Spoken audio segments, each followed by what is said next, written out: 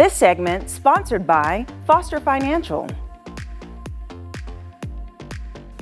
It's a new week, so it's time for a new Money Monday with Foster Financial. And today I'm going to speak with Caleb Doane about some interesting things that's happening in the financial market and important things for you to know. Hello, Caleb. Hi. How are you? I'm doing well. How are you doing? Good, doing well. Okay, so today we're going to talk about end of year planning because I cannot believe it. We are already in October.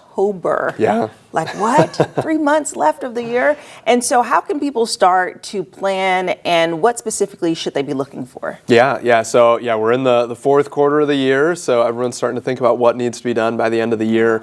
There's certain things when it comes to finance that you kind of get until you file taxes. Yeah. That is kind of the deadline, so maybe April of next year. There's a lot of things that have to be done by the end of the calendar year. Roth conversions are one of those things that need to be done by the end of the calendar year if you want it to count for 2025. And I don't think we've talked about these in a little while, but Roth conversions is basically when you take money that's pre-tax, so it hasn't been taxed yet. Oftentimes most of the money in somebody's 401k or all of the money in somebody's IRA typically is pre-tax. A Roth conversion would be taking some of that money, moving it over into a Roth IRA. When you move it over, it becomes taxable in the year that you move it over. So oftentimes we'll either withhold money for taxes or we'll send in certain tax payments.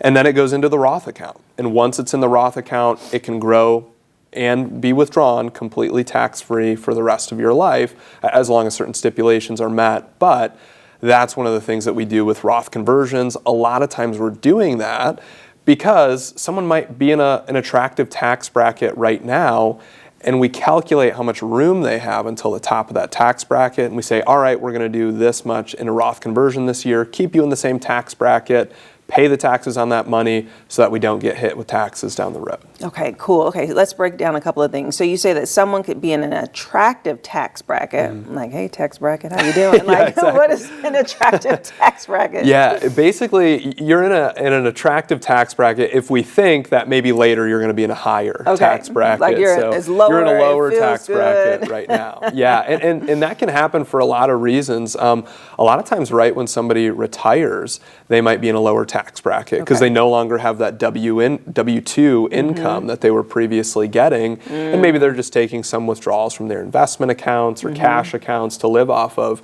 And so they might have gone from the 22% tax bracket all the way down to the 12% tax bracket. And it might feel good while you're in there, but you might not be using all the room that you have in that 12% tax bracket.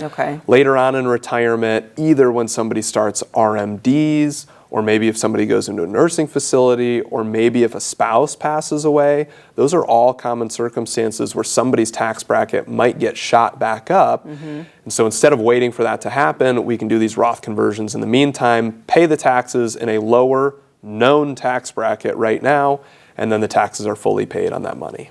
Things that reduce your taxable income would be like, if you retire and you no longer have that W-2 income, or maybe you had a part-time job and that drops off. Maybe you had a pension that was only paying out for a certain number of years, 10 years or something like that, and then that stops. Deferred compensation, maybe that gets paid out for a certain period of time and then it stops. There's a lot of things that could cause your tax brackets to lower. The main thing that we do is we look at what tax bracket you're in right now, and then we project out what tax bracket we think you're going to be in the future.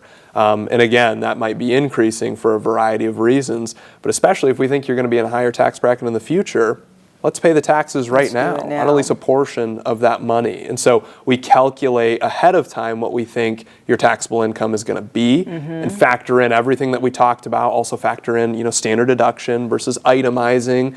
This year we start to get what's called that senior bonus with that new legislation that Trump recently signed into law.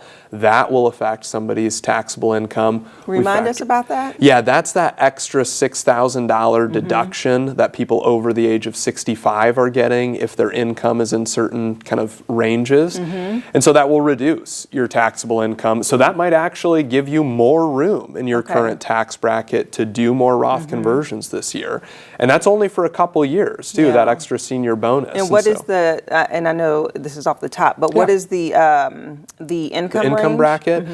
For someone as a single filer, it's $75,000 or under, you get that full $6,000 deduction. For married filing jointly, it's $150,000 or under, you get that full $6,000 and this senior starts bonus. On the next filing? Yeah. So for 2025, you'll be filing in April 2026 for this. And if you're over those limits, that $6,000 deduction just starts to be reduced and fully phases out $100,000 over the start of that limit. But all that to say, I mean, that gives you more room in the tax bracket. So maybe you could do a larger Roth conversion this year. Or if you've never done a Roth conversion, maybe this is a good year to start. See, and that makes me think about a question. Is a Roth conversion something that people do once a year at the end of the year, or do they do it like once in a decade or once in a lifetime? Like, how often are people rolling over their funds into a Roth? Yeah, that's a great question. Oftentimes, we're doing it once every year for a certain period of time. It can be done at the beginning of the year, the end of the year. We tend to do it more towards the end of the year just because we have a better idea of projecting what your income is going to be. So we have a more concrete idea of what your taxable income is going to be and what the room in that bracket is. But oftentimes, people are in maybe a lower tax bracket for several years, where we see they retire at 65, their RMDs don't start until 73. So there's 8 years there where maybe we're in a lower tax bracket than what we'll be in for the rest of retirement. So we'll do a conversion every single year for those 8 years. Okay. All right, good stuff, a lot of stuff. Again, this is why they need to come see you, so you can break it all down and see where they qualify, and also get reminders like that senior tax. You know, you get those little nuggets because you know about it. Yeah, absolutely. We're happy to help. Yeah, thanks, Caleb. Thank you.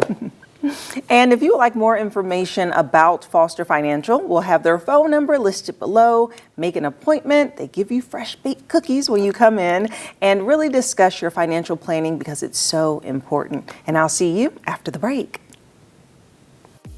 This segment sponsored by Foster Financial.